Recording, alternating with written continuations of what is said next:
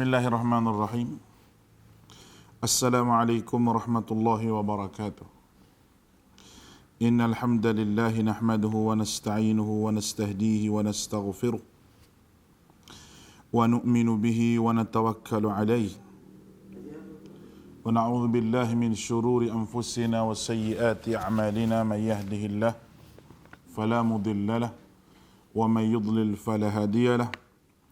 أشهد أن لا إله إلا الله وحده لا شريك له وأشهد أن محمدا عبده ورسوله اللهم صل على محمد وعلى آله وأصحابه ومن تبعهم بإحسان إلى يوم الدين قالوا سبحانك لا علم لنا إلا ما علمتنا إنك أنت العليم الحكيم ولا حول ولا قوة إلا بالله العلي العظيم قالوا سبحانك لا علم لنا إلا ما علمتنا إنك أنت العليم الحكيم على الله توكلنا اللهم فقهنا في الدين وعلمنا التأويل واهدنا إلى سواء السبيل ربنا زدنا علما وارزقنا فهما اللهم ارفع عنا البلاء والوباء والربا وسوء الفتن ما ظهر منها وما بطن.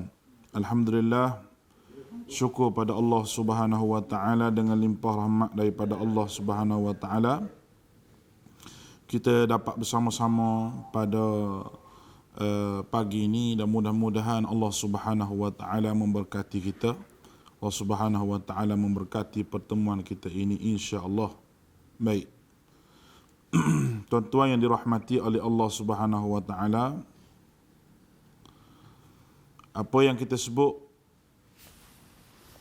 kemarin, kita telah bincang berkenaan dengan satu benda, iaitu satu usul berkenaan dengan satu ibadah itu ditegah dan terhalang apabila tidak ada dalil. Baik.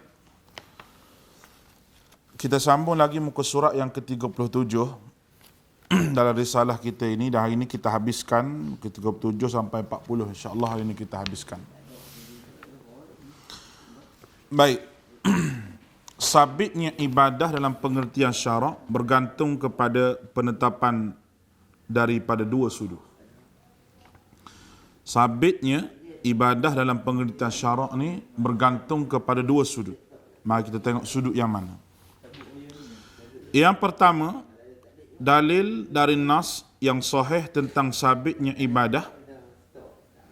Dalil tentang nah yang sahih dan tentang sabitnya ibadah dari sudut asalnya dan permulaan pensyariatannya. Ini bererti riwayat yang lemah lagi palsu, pendapat akal, amalan sebahagian ulama, tradisi masyarakat, kisah-kisah ahli ibadah, mimpi, kasyaf, zauq tidak boleh sama sekali mensabitkan adanya sesuatu ibadah. Apabila sabitnya amalan itu asal dari dalil yang sahih, maka ia perlu kepada perkara kedua yang tidak kurang pentingnya, iaitu perkara kedua, ada dalil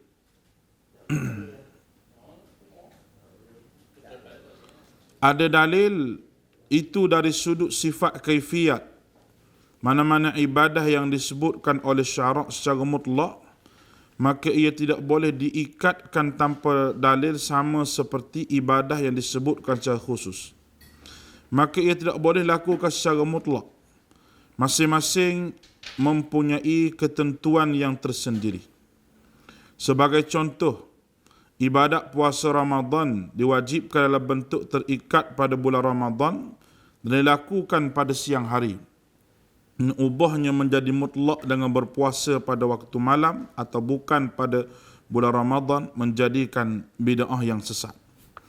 Hal ini sama disebutkan secara mutlak seperti puasa sunat dikhususkan pada 27 Rejab, qiyam pada malamnya. Hal ini juga tidak ada dalil yang sahih dan menjadi bid'ah.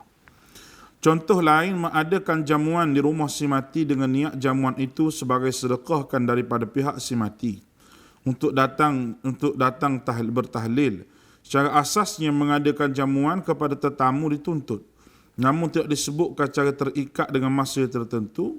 Tetapi bila diadakan dengan cara yang tak diizinkan oleh syarak, maka dia jatuh sebagai bid'ah juga. Baik, Ini adalah satu benda yang kita kena faham dalam sudut konsep yang mana sebarang ibadah itu mestilah berdalil. Sebarang ibadah itu mestilah ada dalil daripada Nabi SAW ataupun daripada syariat. Kita syariat ni mana daripada Quran dan hadis. Dan dalil yang sahih tentang sabitnya sesuatu itu, macam mana cara dia, itu kaedah yang pertama. Mimpi, tradisi masyarakat tidak diguna pakai lagi.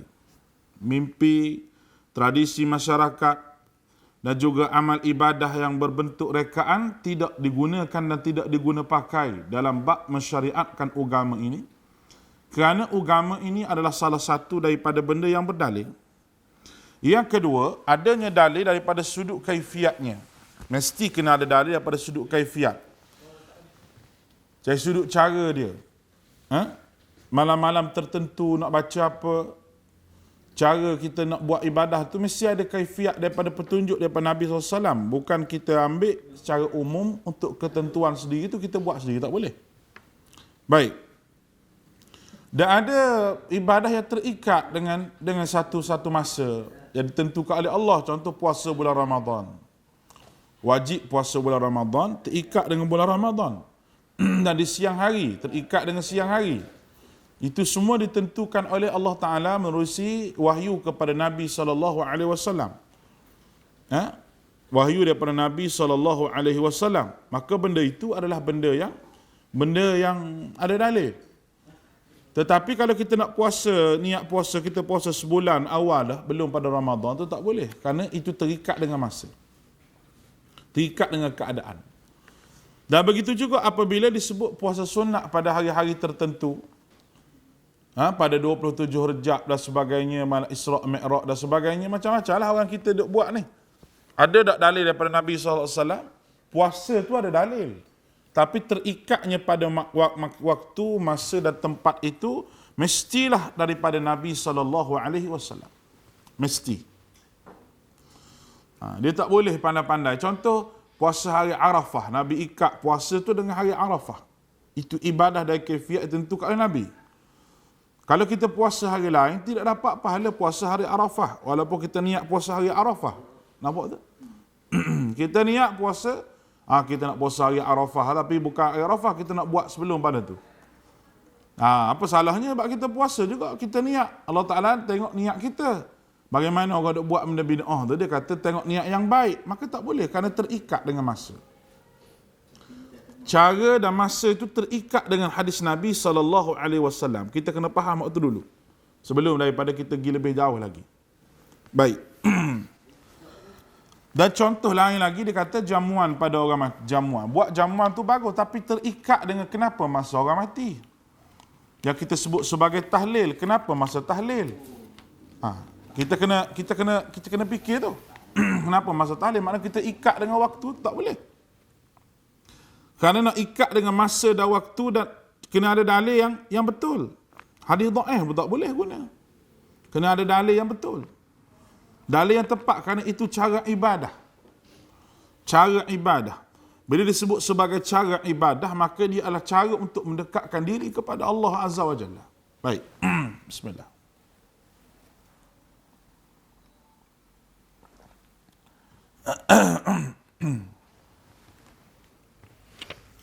Antara persoalan di sini termasuk dalam kaedah ini, sambutan hari lahir Nabi SAW dianggap sebagai perayaan.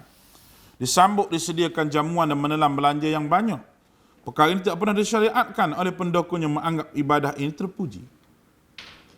Satu lagi. Kalau kita, itu juga salah satu daripada kita sambut perayaan hari lahir Nabi. Untuk apa? Untuk sayang ke Nabi. Sayang ke Nabi ni adalah salah satu daripada sifat yang dibolehkan. Tetapi cara tu. Kerana dia ibadah ni sayang ke Nabi ni. Cara nak sayang ke Nabi tu ditunjuki oleh Nabi SAW. Cara macam mana? Sebab tu sahabat tanya Nabi, "Qad arafna assalamu alayka ya Rasulullah." Kami tahu ya Rasulullah cara nak beri salam pada kamu. Cuba aja kami cara selawat. Selawat ni adalah syariat. Syariat. Selawat ni syariat. daripada Allah Ta'ala. Caranya macam mana? Nak baca bila-bila tu tak ada masalah. Tapi apabila selawat itu dikhususkan untuk bacaan tertentu, pada hari tertentu, pada selang-seli daripada solat tarawih dan sebagainya, itu orang panggil kaifiat yang terikat dengan cara, yang memerlu kepada dalil. Kerana kita baca kemarin, dalil kepada ibadah ni, dalil kepada ibadah ni adalah semua benda tu mesti ada dalil. Semua benda tu haram kecuali ada dalil baru jadi boleh. Nampak ni? Semua benda tu tak boleh. Ada dalil baru jadi boleh. Tadi macam mana? Kesimpulan daripada perbincangan di atas, muka surat 38 tu atas tu, kesimpulan daripada perbincangan di atas, kaedah ini kaedah yang sangat penting, dia kata. Kerana ia merupakan kaedah untuk menjaga syariat daripada penyelewengan dan pengubahan. Sekiranya dibolehkan untuk mencipta dan mengada-adakan perkara yang baru dalam bid'ah, maka ia membuka ruang menjadi jalan untuk menokok nambah pengubatan syariat Islam. Tanpa disedari akan timbul tanggapan bahawa agama dan syariat Islam belum sempurna. Dan orang yang membawa ibadah yang baru tersebut dikira pelengkap dan penyempurna agama ini. Tindakan ini sebenarnya menimbulkan tomahan dan fitnah kepada Nabi SAW dengan tuduhan menyembunyikan syariat. Sebab tu saya pernah sebut pada tuan-tuan, sebab tu saya pernah sebut dah kepada tuan-tuan semua bahawa ini kaedah yang cukup penting. Apabila kita buat satu benda yang tidak ada dalam agama ini, kita menganggap bahawa Nabi ini menyembunyikan syariat. Itu tuduhan kepada Nabi kita Muhammad sallallahu alaihi wasallam. Betapa cerdiknya syaitan mengheret kita supaya kita menghina Nabi dalam keadaan kita tidak sedar. Dalam keadaan kita tidak sedar. Sebaliknya orang yang sebut benda-benda begini yang dituduh sebagai menghina Nabi. Kita dituduh sebagai menghina ulama. Menghina ulama-ulama yang telah buat dulu, maka kita akan dituduh sebagai orang yang menghina alim ulama. Yang tidak pakai alim ulama. Sedangkan nak buat keluarnya satu hadis itu mesti rujuk kepada alim ulama. Yang nama Bukhari, yang nama Muslim, Ibnu Majah, Abi Daud, Nasai, Tirmizi. Semua tu Tirmizi, semua tu ulama. Semua tu ulama, semua tu alim, semua tu ahlul hadis, semua itu mentarjihkan hadis ini sahih, boleh pakai, tak boleh pakai. Semua tu ulama yang hebat. Maka kita rujuk kepada mereka sebelum kita membuat apa ni orang panggil, adakah satu dalil dan sebagainya. Kita guna pakai satu dalil dan sebagainya. Kita tengok pada mereka, Nabi tak sebut, Nabi nak baca, Nabi sebut sahih, Nabi sebut gitu. Lepas tu dhaif, tidak. Sebab tu saya kata tadi, apabila kita ni sayang kepada Nabi SAW dan kita cinta kepada Rasulullah SAW, semestinya kita semua ini kena ada dalam perasaan, dalam jiwa kita, cara kita mencintai Nabi kita Muhammad SAW, iaitu dengan cara kita ittiba'un Nabi, kita mengikut sunnah Nabi SAW, dan kita tidak sama sekali buat perkara-perkara yang dilarang oleh baginda Rasulullah SAW. Ataupun disebut juga sebagai perkara-perkara bid'ah. Baik.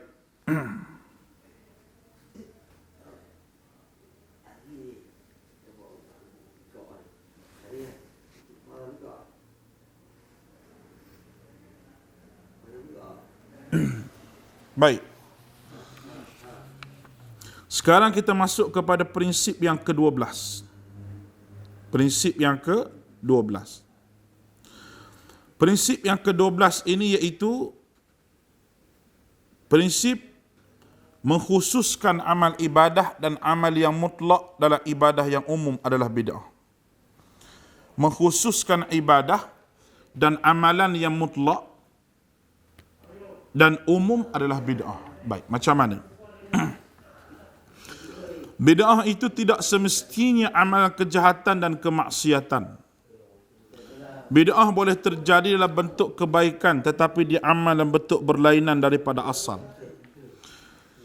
Sekiranya syariat menetapkan sesuatu amalan itu dalam bentuk yang umum dan mutlak, lalu pengamalnya menetapkan sifat-sifat waktu-waktu tertentu atau menukar kaifiat dan tata caranya, maka pengertian syarak adalah menjadi bid'ah. Bagi memahami usul ini, sewajarnya diketahui kaedah asal dalam ibadah yang mutlak ialah keluasan dan memberi kemudahan dan kelonggaran kepada mukallaf. Mutlak bermaksud sesuatu yang menunjukkan kepada perkara itu sendiri tanpa terkait dengan apa-apa yang lain. Sebagai contoh, ibadah zikir, ini bertahmid, bertasbih, takbir, istighfar, doa, tilawatul Quran, qiyamul lail, sembahyang sunat, majlis ilmu dan sebagainya. Kesemua ibadah ini perlu dilaksanakan dengan keluasan yang diberikan oleh syarak, kecuali apabila ada nas yang lain mengkhususkan cara dan bilangan, waktu dan tempat yang tertentu. Dalil kepada kaedah ini firman Allah Ta'ala, innas salata kanat 'alal mu'minina kitaban mawquta, surah An-Nisa ayat 103. Sesungguhnya sembahyang itu adalah ketetapan yang diwajibkan atas orang-orang yang beriman dan tentu waktunya. Yang tentu waktunya. Cara pengambilan hukum dari wajah istidlal dari ayat di atas ialah penetapan waktu. Sembahyang adalah hak syarak, bukan manusia. Demikian juga ibadah yang lain seperti haji. Firman Allah Ta'ala, al-hajju ashhurum ma'lumat. Masa mengerjakan ibadah haji beberapa bulan yang termaklum. Surah Al-Baqarah ayat 197. Dalam hadis diriwayatkan oleh Muslim, Rasulullah sallallahu alaihi wasallam bersabda, an Abi Hurairah radhiyallahu an Nabi sallallahu alaihi wasallam qala, la tahussu al-laila al-jum'ah biqiyami min bainan nasi al-layali ولا تخص يوم الجمعة بالصيام من بين الأيام إلا أن يكون في صوم يصومه أحدكم. Daripada Abu Hurairah radhiyallahu anhu daripada Nabi sallallahu alaihi wasallam sabdanya, jangan kamu khususkan malam Jumaat untuk qiyamul lail tanpa malam-malam lain, dan jangan kamu khususkan hari Jumaat saja tanpa hari-hari lain, kecuali dalam hari tersebut seorang daripada kamu berpuasa. Rawahu Muslim. Ketika mensyarahkan hadis ini, Al-Imam Nawawi menulis bahawa ia mengandungi larangan yang jelas terhadap pengkhususan malam Jumaat sebagai sembahyang dengan sembahyang tidak seperti malam lain dan berpuasa pada siangnya. Larangan ini disepakati oleh para ulama, maka mereka berhujjah dengan hadis ini tentang larangan sembahyang bid'ah dan sembahyang raghaib.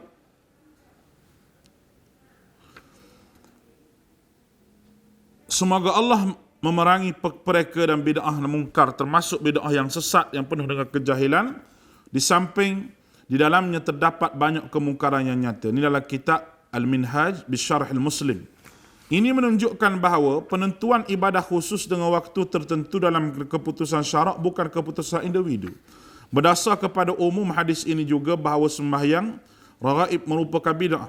Sembahyang mempunyai kaifiat tersendiri dilakukan pada malam Jumaat pada awal berrejak bila bilangan rakaat tertentu, surah-surah tertentu. Sandaran kepada pengamal bid'ah ini hanyalah hadis palsu. Meskipun disebutkan setengah kitab tasawuf, namun pada kaedahnya mengamalkan agama dalam bentuk khusus sebagai mempunyai fadilat, hendaklah berdasar kepada riwayat yang sahih dan sekurang-kurangnya hasan. Syekh Abu Usamah dalam kitabnya Al-Ba'th ala Inkar Ahli Bid'ah wal Hawadith membantah perbuatan mengkhususkan ibadah mutlak dengan mengikat waktu-waktu tertentu. Beliau menegaskan, tidak seharusnya mengkhususkan ibadah-ibadah dengan waktu yang tidak dikhususkan oleh syarak. Bahkan semua amal kebaikan ditentukan oleh semua waktu kecuali yang dilarang, dan tidak boleh dilebihkan sesuatu mengatasi waktu yang lain. Yang terdapatlah dari syarak waktu yang dikhususkan dengan jenis ibadah tertentu. Jika demikian, maka keistimewaan itu hanya khusus dengan ibadah itu sahaja tanpa dimiliki dengan ibadah yang lain. Contohnya puasa hari Arafah, Asyura, sembahyang di tengah malam, umrah pada bulan Ramadan. Ini adalah waktu syarat dan menjadikan kelebihan bagi semua. Dan amalan kebaikan pada 10 awal Zulhijjah Lailatul Qadar, mana itu lebih baik daripada 1000 bulan. Ketika membincangkan tentang bermacam-macam bid'ah, berbagai macam bid'ah,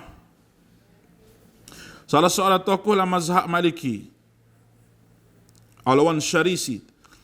Dia menulis bahawa antara perkara bid'ah mengkhususkan hari-hari utama dengan bermacam ibadah yang tidak disyariatkan secara khusus seperti mengkhususkan hari sekalian-sekalian, rakaat sembahyang atau sekalian banyak sedekah, malam sekalian dengan qiyam dengan mengkhususkan sekian rakaat atau mengkhatamkan Quran ada dalamnya dan sebagainya, maka sesungguhnya mengkhususkan cara amalan jika bukan secara kebetulan atau dengan seperti kerana waktu lapang atau waktu cergas sebagaimana dilakukan oleh orang-orang yang utama, maka menjadi persyariatan tambahan merupakan bid'ah. Baik. Ini semua adalah perbincangan yang kita sebut pada usul yang terakhir kita pada hari ini, bahawa dalil itu ada tapi mengkhususkan satu amalan itu jadi masalah. Mengkhususkan amalan itu yang menjadi masalah. Itu yang kita kena tengok. Sebab itu apabila marinya musim orang panggil penyebaran maklumat ni secara meluas kan. Lalu di sana adalah orang-orang yang menyebarkan pada bulan Rejab, malam Rejab begini, amalan nisfu Sya'bannya begini. Kalau kita sebut benda-benda begini, maknanya kita ni menyanggahi masyarakat dan masyarakat akan marah kepada kita. Kenapa halang kami untuk buat amal? Kenapa tak halang maksiat? Dia tak sedar bahawa bid'ah itu maksiat yang besar. Bid'ah itu salah satu maksiat yang besar. Mengikat sesuatu ibadah dengan sesuatu kaedah tertentu, ibadah tertentu untuk melaksanakan ibadah kena baca begini. Termasuklah sembahyang hajat perdana ke sembahyang hajat jemaah ke apa semua sekali itu. Diikat dengan waktu dan keadaan itu. Itu masalah. Sembahyang hajat tu Nabi ikat dengan waktu juga. Nabi kata apabila kamu ada masalah ke apa, minta dengan Allah, ambil wuduk, elokkan wuduk kamu, kena minta dengan Allah Ta'ala. Bila ada masalah, tidak ada syariat untuk buat jemaah dan kaifiat sebelum ni baca zikir, tidak ada. Ni bukan hujah Wahabi ni. Ni bukan hujah Wahabi. Ini adalah hujah daripada apa yang kita bincangkan berkenaan dengan usul bid'ah ini. Yang mana peringkat awalnya kita telah sebut dirujuk daripada kitab mana untuk buat satu risalah yang ada depan kita ni.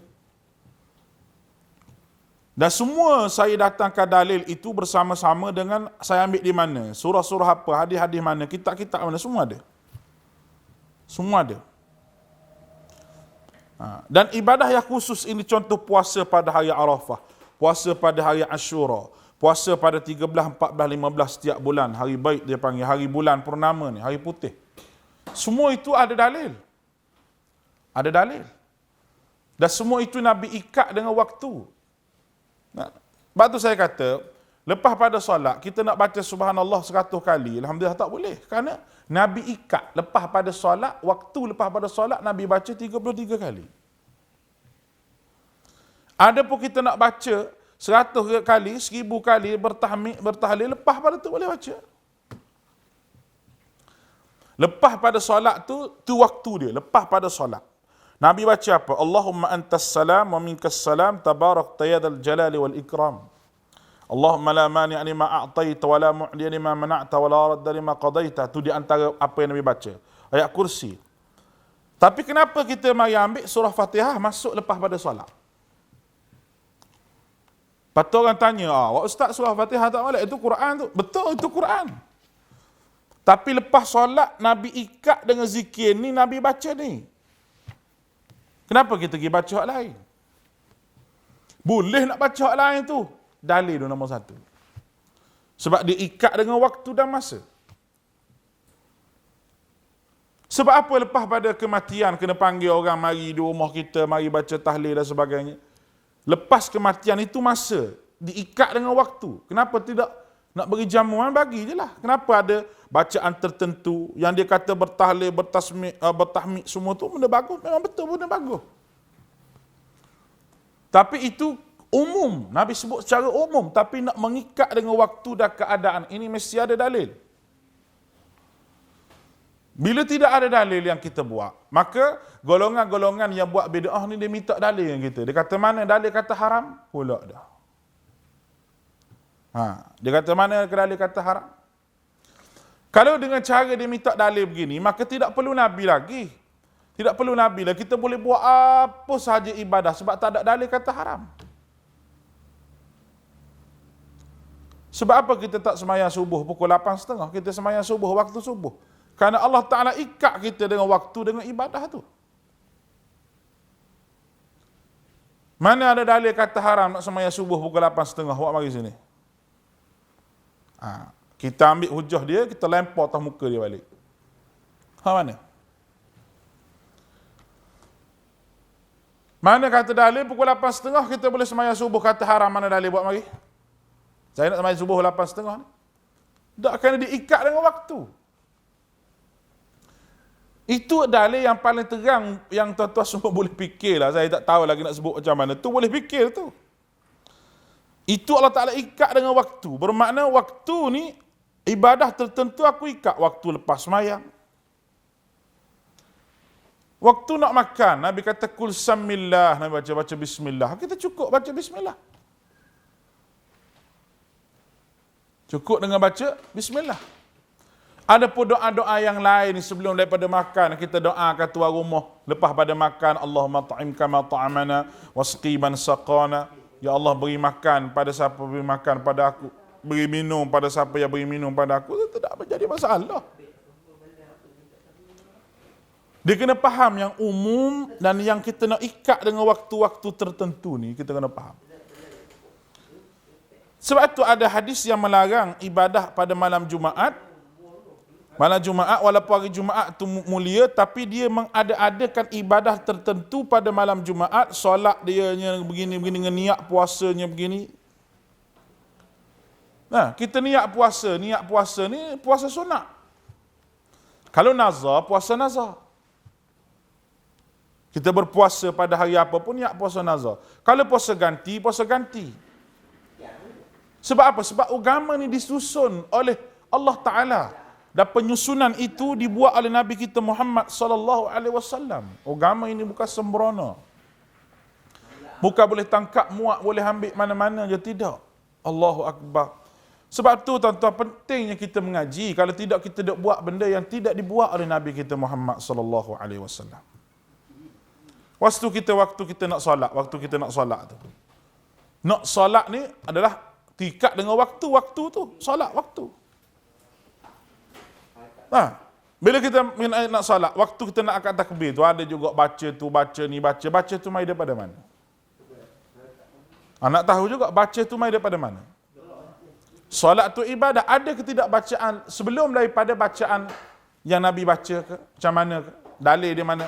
Kalau tak ada dalil, kalau itu ucapan-ucapan ulama yang dia tidak boleh mengemukakan dalil, saya tak kata dia tu tak betul. Tapi dalil itu tidak baik, sebab itu ibadah khususiyah. Bagaimana saya sebut kemarin, dia nak azan. Bila dia nak azan tu sendiri, dia baca sebelum daripada azan. Azan ni terikat dengan waktu. Adakah saya saja orang azan dengan tidak ada waktu? Ada orang gila. Nah, pukul 3 dia azan, pukul 4 dia azan, lama orang mari tangkap dia di masjid. Apa masjid ni pukul 3 azan, pukul 4 azan? Dia mesti terikat dengan waktu. Bismillah. Bila terikat dengan waktu zuhur, dia azan zuhur.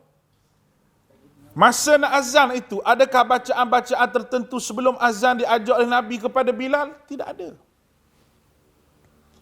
Terus azan.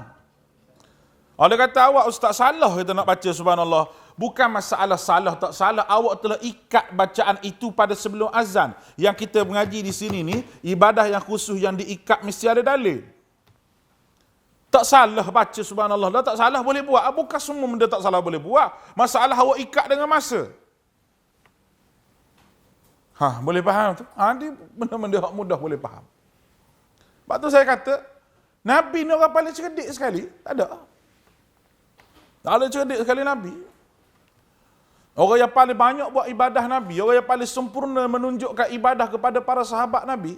Dan sahabat orang yang paling cerdik. Sahabat orang yang paling cerdik di antara generasi kita umat Muhammad sallallahu alaihi wasallam lepas pada Nabi, sahabat. Bagaimana amalan sahabat kepada agama dan apa yang diajar oleh Nabi SAW? Siapa berani kita tuduh sahabat juga buat benda-benda yang dia ada-adakan dan Nabi tidak ajar. Nabi tidak ajar para sahabat. Allah Ta'ala ilhamkan kepada para sahabat kerana ada Nabi yang mensahihkan amalan sahabat tu. Dia merupakan sumber kepada wahyu. Sahabat ni. Allah Ta'ala sengaja mengilhamkan benda tu kepada sahabat. Jangan fikir otak sahabat ni macam kita. Jangan fikir darjat sahabat ni macam kita. Jangan duk fikir tok guru kita tu setara dengan sahabat oleh kerana dia tu mimpi jumpa Nabi. Jangan buat gitu. Sehingga tok guru dia tu diajar syariat oleh Nabi SAW dalam mimpi. Sehingga diajar oleh syariat selawat dalam mimpi. Kerana itu adalah mimpi. Kalau syariat itu bertepatan dengan apa yang disebut oleh Nabi, kita akan tangan. Kerana apa? Kerana itu benda yang Allah Ta'ala bagi kepada dia. Satu benda yang luar biasa tu Allah Ta'ala bagi pada dia. Kerana dia tu mungkin dekat dengan Allah Ta'ala. Nabi mari ajar pada dia banyak kala istighfar. Pada lepas pada solat istighfar astagfirullah 3 kali dan istighfar pada waktu lain kerana istighfar ni mendatangkan keampunan Allah. Nabi ajar pada dia dalam mimpi. Dia pun ajar pada anak murid dia sebagaimana yang telah diajar oleh Nabi kepada sahabat itu istighfar. Itu kelebihan dia panggil. Tetapi apabila mimpi dijadikan hujah, tuan-tuan, mimpi dijadikan dalil, mimpi dijadikan benda yang nak buat syariat yang baru dalam agama, itu adalah mimpi daripada syaitan, bukan mimpi daripada Allah Ta'ala. Bukan. Itu hasutan syaitan, bukan daripada Allah Ta'ala. Kita kena sebut benda-benda yang betul-betul. Sebab tu minta maaf. Orang nak kata pada saya, nak kata apa, Wahabi ke apa sila, saya tak marah. Tengok dalam komen-komen tu, banyak lah duk kata kita tak ambil pok langsung. Kita doakan dia supaya Allah Ta'ala merahmati dia, supaya Allah Subhanahu Wa Ta'ala membuka pintu hati. Mungkin dia tak nampak lagi. Dan tuan-tuan yang mendengar ni, senang je. Tuan-tuan buka minda luas-luas tanpa ketaksuban. Tuan-tuan buka minda luas-luas, tuan-tuan buka hati luas-luas, dengar. Bukan nak suruh terima pendapat saya tak, tapi buka. Dan timbangkan dalil. Sebab kita ni orang cerdik. Bukan kita orang bodoh ni, akal Tuhan bagi pada kita ni menyebabkan kita ni lebih hebat pada malaikat lagi. Betul. Kita lebih hebat pada malaikat. Tapi akal tidak diguna dengan betul, kita lebih jahat daripada syaitan boleh jadi. Boleh jadi dua perkara tu. Kita lebih jahat daripada syaitan kalau kita tidak menggunakan akal dengan wahyu, dan kita lebih mulia daripada malaikat. Kerana malaikat itu Tuhan cipta untuk mengabdikan diri pada Allah. Tapi kita Tuhan cipta dengan ada nafsu, dengan ada sebagainya. Kita berlawan dengan kemahuan kita, tapi kita mendahulukan wahyu Allah Ta'ala.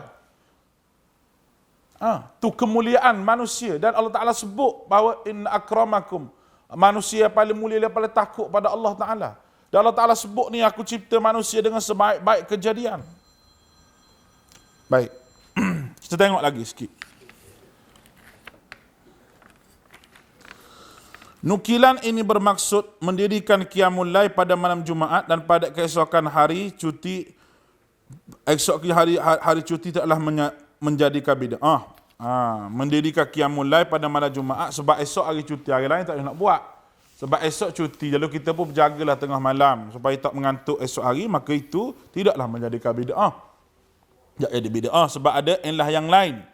Begitu juga melazimi khatam Quran tempoh 7 hari, 10 hari, semua itu adalah budaya mengulang kaji Al-Quran. Tidaklah menjadi bid'ah. Hal berbeza dengan menganggap waktu itu mempunyai kelebihan. Bila kita anggap waktu itu mempunyai kelebihan tertentu, masa itu mempunyai kelebihan. Kelebihan ni maknanya benda ada fadilah. Ada fadilah. Kalau nak baca Quran orang 7 hari sekali 7 hari, tak ada jadi masalah. Bilangan tu orang panggil umum. Dia buat tu. Dia nak kata saya ni ustaz memang 7 hari memang tamat. Dia menetap kata diri dia, tak ada masalah benda tu. Penetapan itu. Tetapi apabila ada kelebihan tertentu, ustaz saya ni, kalau saya tak baca Quran, ustaz dia kata, tak khatam dalam masa sebulan tu, tak khatam 2 kali, tengoklah musibah mesti mari dekat saya, dia kata. Mesti ada je benda Allah Ta'ala nak uji saya. Mesti ada je begitu, mesti ada je begini. Dia nampak tu. dia kaitkan dengan perkara al-ghaibiyat tu dengan perkara yang berlaku tu, maka itu tidak boleh. Tidak boleh kerana dia telah pun buat satu perkara yang diada-adakan dalam bab agama ni, maka itu tak boleh sama sekali. Boleh faham ni? Ni. Kalau tak faham, komen situ. Baik. Ibnu Daqiq Al-Aid menulis bahawa inna hadzal khususiyat bil waqti bil hal, sesungguhnya khususiyat dan sebab waktu dan cara atau perbuatan perlu kepada dalil yang khusus dan menghendaki ia sebagai mustahab. Ini adalah dalil yang paling hampir dengan yang benar. Ini adalah Ihkam al-Ahkam wa Syarah Umdatul Ahkam, jilid yang pertama, halaman yang ke-129. Selanjutnya beliau menyatakan li'annal hukum, kerana hukum, sesungguhnya hukum itu menghukumkan sesuatu perkara sebagai mustahab dengan sesuatu cara khusus mesti kepada dalil syarak. Beliau mengemukakan contoh dari Ghadir yang direka-reka oleh Syiah Rafidah. Hari raya yang ketiga diraikan oleh Syiah Rafidah menamakan Aidil Ghadir. Kerana apa? Termasuklah perhimpunan meraikan, mengadakan syiar, lambang baginya waktu cara khusus ada dalil syarak yang mensabitkan satu perkara yang hampir sama dengan ialah satu ibadah yang disyariatkan dengan cara tertentu, lalu sebahagian orang mahu menambah dalamnya perkara yang tidak dikehendaki syarak dengan mendakwa bahawa termasuk dalam perkara umum. Ini tidak betul kerana kebanyakan ibadah adalah ta'abbud, menyerahkan diri pada Allah Subhanahu Wa Taala, penyerahan sepenuhnya tanpa difikirkan apa-apa makna, dan puncanya adalah tauqif berdasar kepada sunnah Nabi sallallahu alaihi wasallam. Jelas. Apa yang kita sebut di sini jelas. Bagaimana Syiah dia mengkhususkan hari Ashura dengan ibadah-ibadah tertentu, memukul tubuh apa semua. Tentu ibadah.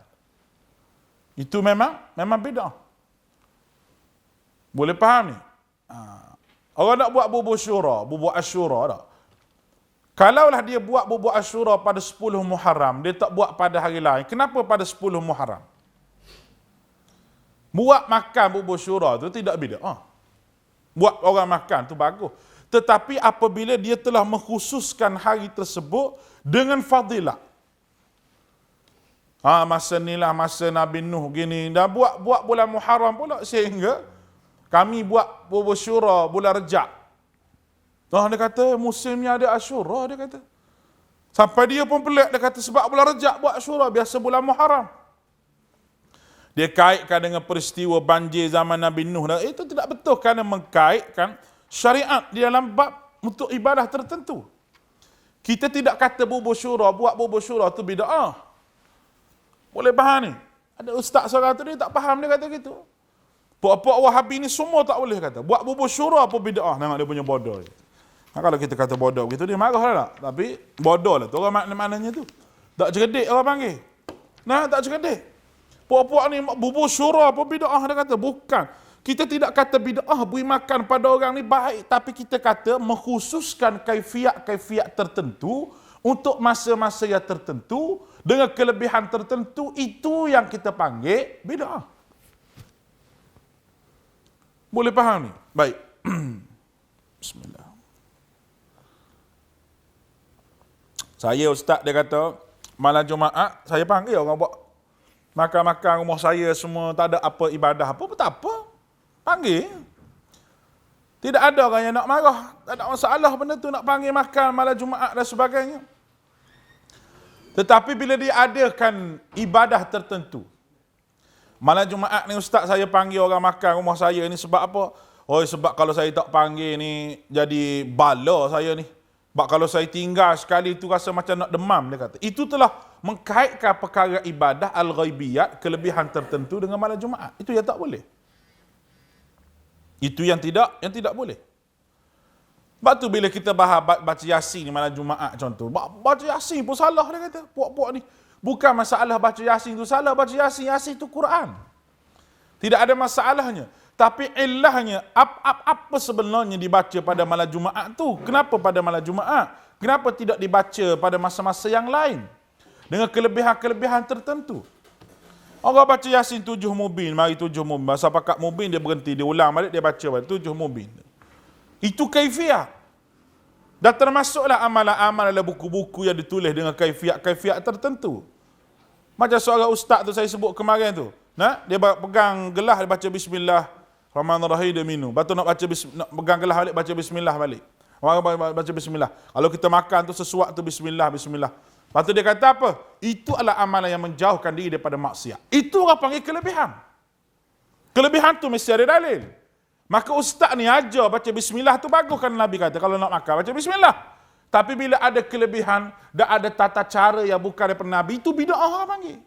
Itu dia reka agama. Tapi dia sandarkan kepada Nabi. Dengan dalil Nabi kata umum. Nabi kata kalau mau nak makan, kul samillah. Baca bismillah. Betul Nabi sebut tu. Tapi dia gunakan dalil umum untuk ibadat yang khusus. Itu bid'ah. Itu tidak betul.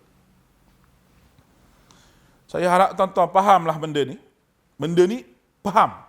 Mengkhususkan ibadah yang tertentu dengan kaifiat tertentu, dengan kelebihan tertentu berdasar kepada dalil yang umum yang tidak disebut oleh Nabi SAW. Apa benda lagi orang Melayu duk buat zaman hari ni? Yang duk khusus. Dah banyaklah amalan-amalan yang diajar. Banyaklah amalan-amalan yang diajar kalau kita tengok. Dalam video-video tu baca ni, ambil tok di tangan, raut di muka, nescaya muka akan berseri. Tak payah pakai Fair and Lovely pun. Contoh dia kata tak? Tak payah pakai produk-produk tu. Dia kata pakai ambil ni, baca sekian-sekian, embuh di tangan, baca. Itu orang panggil kaifiat. Itu orang panggil kaifiat, itu cara. Apabila datang 10 Syaban, maka kita tengok hadis dalam WhatsApp ni. Dia banyak sekarang ni fatwa-fatwa dalam WhatsApp ni. Syekh netizen dia panggil. Dia mengaji kat mana tak tahu, dia hantar semua ni. Malam 10 Syaban baca begini. Yang pertama baca Yasin, doa panjang umur. Yang kedua, kita tak marah pada baca Yasin tu. Tetapi kita marah apabila menentukan kaifiat tu. Panjang umur, murah rezeki, ni soal yang ditentu oleh Allah Subhanahu Wa Taala. Kenapa kita tidak ambil dalil yang sahih? Dalil yang sahih daripada doa Nabi sallallahu alaihi wasallam. Nabi suruh kita baca doa hari-hari. Allahumma akfini bihalalika an haramik wa aghnini bifadlika amman siwaka. Di antara doa Nabi. Allahumma aghnini bihalalika an haram. Allahumma akfini, ya Allah cukupkanlah aku dengan benda halal sehingga aku tak berkenan dengan barang yang haram. Wa aghnini bifadlika amman siwaka, dan kamu tolong kayakan aku sehingga aku tidak minta dengan siapa-siapa melainkan kepada kamu. Doa daripada Nabi. Doa nak melepaskan diri daripada hutang yang membebani kita. Allahumma na'udzubika minal hammi wal hazan, wa na'udzubika minal ajzi wal kasal, wa na'udzubika minal jubni wal bukhli, wa na'udzubika min ghalabati ad-daini wa qahhir rijal. Itu di antara doa Nabi. Nabi yang ajar doa kepada kita, orang yang paling dekat dengan Allah Subhanahu Wa Taala, ajar doa cara mana nak berdoa. Tiba-tiba kita tak ambil hak Nabi sallallahu alaihi wasallam, kita dah ambil hak lain selain daripada Nabi sallallahu alaihi wasallam. Maknanya siapa kita ni? Kita kena fikir. Kalau gitu ulama-ulama tu berdosa. Ustaz masuk neraka kedok bukan kerja aku, bukan aku hak jujur menteri jaga neraka ni. Saya jawab mudah kalau orang kata gitu. Kalau ulama-ulama lepas masuk neraka tu mana tahu dia neraka ke syurga? Sebab apa kita bukan menteri hak bagi jaga neraka syurga? Kita bukan puspakom nak cek akidah orang. Masing-masing menjadi puspakom kepada akidah masing-masing. Masing-masing menjadi puspakom kepada akidah yang dikatakan Muhammadur Rasulullah. Bila kita sebut la ilaha illallah bermakna kita tidak berkenan dengan syirik. Sebab apa? Sebab la ilaha illallah. Bila kita sebut Muhammadur Rasulullah, kita tak berkenan dengan benda bid'ah sebab Muhammadur Rasulullah. Di mana nilai Muhammadur Rasulullah kita apabila kita buat benda yang tidak diajak oleh Nabi sallallahu alaihi wasallam? Mana nilai ucapan Muhammadur Rasulullah yang kita ucap mana? Tidak ada nilai. La hawla wala quwwata illa billahil aliyyil azim. Sebab tu saya sebut bahawa habis dah kita bincang ni. Kita bincang kitab ni, ilmu usul bid'ah. Ni habis dah. InsyaAllah kita akan sambung dan berjumpa dengan saya pada 20 hari bulan. Saya bercuti 5 hari. Nah, kita akan buka siri yang lain lah. InsyaAllah Ramadan ni. Bila Ramadan kita akan buat dauratul tafsir. Kita akan baca biasa baca Quran lah. Baca Quran dan juga kita akan tengok surah-surah yang sesuai untuk kita jaga panduan. Sebab bulan Ramadan yang akan datang ni, bulan Ramadan yang nak mari pada kita ni, dan setiap kali Ramadan kita teringatlah kepada Al-Quran. Jangan teringat pada puasa saja, walaupun ibadah puasa tu ada, tapi Quran pun kena ingat. Sebab syahrul Ramadan unzila fihi al-Quran. Allah Subhanahu wa taala turunkan Al-Quran pada bulan Ramadan. Sebab tu saya kata cukup lengkap sebenarnya Allah Taala letak mula-mula dia buat mari ibadah puasa. Ya ayyuhalladzina amanu kutiba alaikumus shiyam kama kutiba alal ladzina min qablikum la'allakum tattaqun. Diwajib pada kamu puasa. Bagaimana orang terdahulu daripada kamu. Wajib kamu berpuasa. Allah Ta'ala nak suruh manusia ni makan ini benda yang berkenan dengan diri dia, nak suruh berlapar. Makan ni cukup berkenan dengan hawa nafsu, membuang, mu kena lapar kerana aku. Satu. Lepas tu tengah-tengah ayat dia mari cerita syahrul Ramadan allazi unzila fihi al-Quran. Bulan Ramadan aku turunkan padanya Al-Quran. Dia kait puasa Quran. Yang ketiga last sekali. Wa idza sa'alaka ibadi anni fa inni qarib. Bila hamba-Ku bertanya dengan pasal aku ni, bila hamba-Ku bertanya mengenai dengan aku, tentang aku, fa inni qarib, aku dekat kata Allah. Dekat. Dekat ni dekat ni. Ni dekat dengan saya, ni jauh dengan saya, ni jauh dengan saya, dekat. Bila orang hamba hidup dekat dengan kita ni maknanya orang tu bersedia untuk menolong kita. Kita duduk saya saja tiba-tiba ada orang mari dekat kita. Dia ni bersedia untuk tolong. Ataupun dia nak minta tolong. Oleh kerana Allah Ta'ala kata dekat dan Allah Ta'ala tak perlu pada pertolongan, mesti dia nak tolong kita. Sifat Allah ni bukan perlu pada pertolongan. Allah Ta'ala tak perlu pada pertolongan sebab dia Allah. Tapi dia kata dia dekat. Dia dekat dengan kita, mesti dia nak tolong kita. Manusia hebat macam mana pun, harta banyak mana, ada masa dia perlu tolong. Dia perlu minta tolong dengan orang. Walaupun dia tu hebat. Dia tu ada segala-gala. Tapi dia perlu pada pertolongan. Sebab tu dia duk rayu undi. Tuan-tuan tolonglah undi saya pada hari itu besar dah. Kenapa nak mari pilihan raya ni terpaksa rayu undi? Itu bagi orang politik. Tapi Allah tidak. Fa inni qarib, aku dekat bermakna Tuhan nak tolong. Tuhan nak tolong. Ujibu da'watad da'i idza da'an. Ujibu da'watad da'i idza da'an. Minta dengan aku. Allah. Sebab tu saya kata nak tolong tu kerana dia suruh minta. Falyastajibu li, aku bagi. Wal yu'minu bi. Percaya sudahlah aku bagi pada kamu. Bermakna ini satu benda yang cukup indah ayat Allah ni. Aku nak dekat denganmu. Aku nak tolongmu. Minta. Nak apa minta. Gitu. Dia kait puasa Quran doa, puasa Quran doa. Insya-Allah benda-benda itu semua akan membangkitkan semangat bagi kita. Ada orang tanya dalam ni, Ustaz ada tauliah ke bebas bercakap tu? Ada tauliah. Ada tauliah bebas bercakap ni. Yang duduk di sini ni, duduk di sini pula perlih mengaji. Adalah tauliah perlih ni, ada negeri-negeri hak saya tak boleh masuk. Dah ada negeri-negeri hak kita saman dulu tu. Yang menuduh kita mengajar bercanggah dengan ahli sunnah wal jamaah. Tak mau sebutlah negeri mana-mana. Ada beberapa negeri yang memang kita minta tauliah berkali-kali pun tidak panggil. Tiba-tiba artis yang berhijrah baru 3 hari boleh mengajar atas masjid. Baca Quran pun tak berapa nak betul. Tafsir Quran pun tunggal langgang. Baru hijrah 3 hari, diberi tauliah umum untuk mengajar.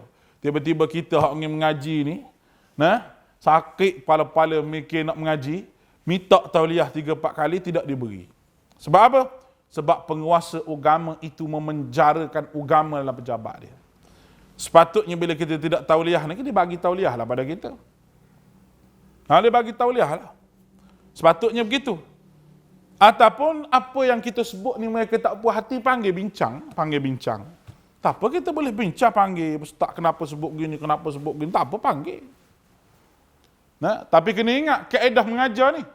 Kaedah mengajar, saya akan mengajar mengikut apa yang saya mengaji. Bukan saya mengajar mengikut apa yang awak ajar. Kalau awak nak ajar saya, bila tiba saya mengajar, awak nak ajar saya, awak mengajar sendiri. Sebab apa? Bermakna awak tu lebih tergeti pada saya. Bila awak nak ilmu saya, awak kena dengar apa yang saya ajar. Tu dia, kaedah mengajar ni. Bila kita pergi mengajar satu tempat tu, ustaz tak boleh sebut benda-benda begini ni, benda-benda begini ni terasa hati orang kampung. Baik kalau terasa hati orang kampung, tak payah mengajar, senang. Tak payah mengajar. Sebab mengajar ni bukan cari makan kita ni. Mengajar ni bukan cari makan tu kok lain. Ni meja-meja kuliah ni bukan tempat cari makan. Ni tempat menyebarkan dakwah, tempat bahagi pusaka Nabi SAW. Sebab tu kita tidak ada benda kepentingan yang lain selain daripada nak suruh manusia, masyarakat balik kepada Allah dan Rasul. Soal rezeki, rezeki tuan-tuan, Allah, wa ma min dabbatin fil ardi illa 'ala Allah rizquha. Tidak ada yang melata di atas muka bumi melainkan Tuhan tentu rezeki bagi dia. Orang perleh kata tak kelapak lagi kita dah. Tak lapar lagi kita ni. Kerana tak boleh makan, tak lapar. Tengok tubuh saya sudahlah besar ni. Makan apa? Ya, kalau kata tak ajar ikut masyarakat ni tak boleh lah. Tak. Kita kena ubah masyarakat. Kena ubah minda masyarakat. Kena buang kepentingan dari kita orang mengajar ni. Kita ada kepentingan kena buang. Sebab Allah Ta'ala suruh ikut. Ittabi'u man la yas'alukum ajran wa hum muhtadun. Saya selalu baca ayat ni. Ittabi'u man la yas'alukum ajran. Kamu ikutlah orang yang tidak mengambil kesempatan daripada kamu ikut dia tu, wahum muhtadun, dan kamu diberi hidayah. Apa guna kita pergi mengaji luar, bawa balik kitab berguni-guni, bawa balik kitab berlori-lori, tiba-tiba ilmu yang sahih dalam kitab tu kita tak cedok ambil bagi pada masyarakat. Sedangkan tujuan kita mengaji orang agama ni, falaula nafara min kulli firqatin minhum ta'ifatul liyatafaqahu fid din. Kita pergi liyatafaqahu fid din tu untuk apa? Allah Ta'ala tak berhenti di situ. وَلِيُنْذِرُوا قَوْمَهُمْ إِذَا رَجَعُوا إِلَيْهِمْ. Balik beritahu pada kaum dia. Yang ni boleh, yang ni tak boleh, yang ni syurga, yang ni neraka, yang ni dosa, yang ni pahala. وَلِيُنْذِرُوا قَوْمَهُمْ إِذَا رَجَعُوا إِلَيْهِمْ. Itu tugas orang mengaji.